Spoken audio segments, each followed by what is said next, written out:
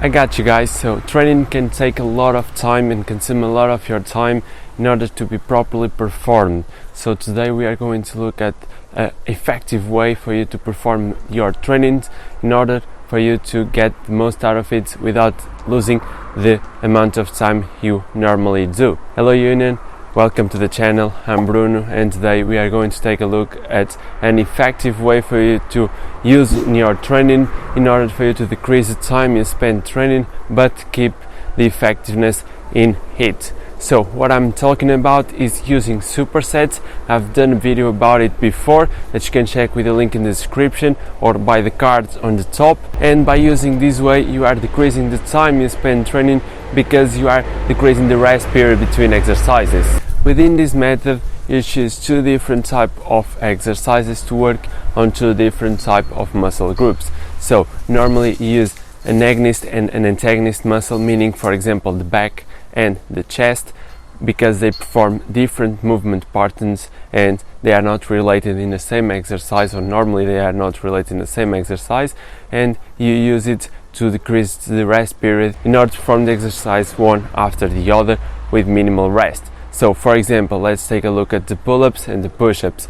If you perform the pull-ups and the push-ups, you can start by doing 5 pull-ups for example, and then go for 10 push-ups and rest a little amount of time between each one of these exercises, because they are not working the same muscle group and you are not fatiguing the same muscle group and not enabling it to recover enough. So after you perform the 2 sets, you just rest a little bit, about 1 minute, and then you are ready to go again because you have rested enough to perform again the pull-ups.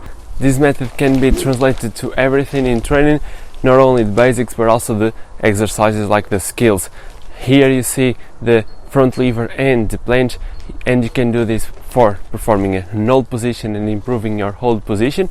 So let's say you are using the advanced lay position in the front lever, you hold it for time and then afterwards you rest for 10 to 15 seconds and you go up to the tuck or advanced tuck planche hold.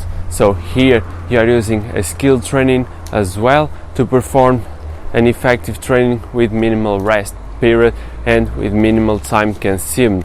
Again, this can be applied to every training that you perform, every exercise that you perform, if you are mindful about it and if you choose the right ones, the ones that are antagonists of each other, in order for you to recover well from exercises to exercises, and so that you don't fatigue the same muscle group without recovering it first, so that you can also get the most out of your training without losing the progress that you all want. Okay, so if you are a busy person, make sure you implement this in your training. I will give you 2 different examples for the skill training. One arm pull-up with handstand. Both of them are vertical movements, but one is pulling and another one is pushing, so they are opposite of each other and they complement each other well. Again, for the planche and front lever, as I told you before, another good complement, another good combination for you to work with in skills training. And regarding basics, I will give you 2 examples as well.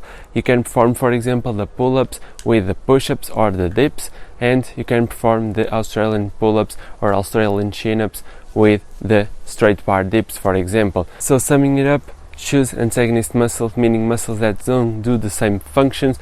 Let's say the biceps, the triceps can work together in a superset, and or for example the chest and the back, they can work well in a superset as well.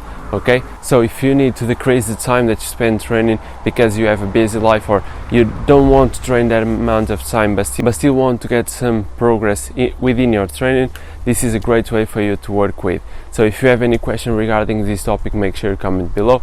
Don't forget to subscribe, share it with your friend or a friend that needs to hear this in order to stop complaining that he doesn't have time to work out, and make sure he learns from this and that you all can learn from this as well. So with that said, stay safe, stay strong, and I will see you on the next one.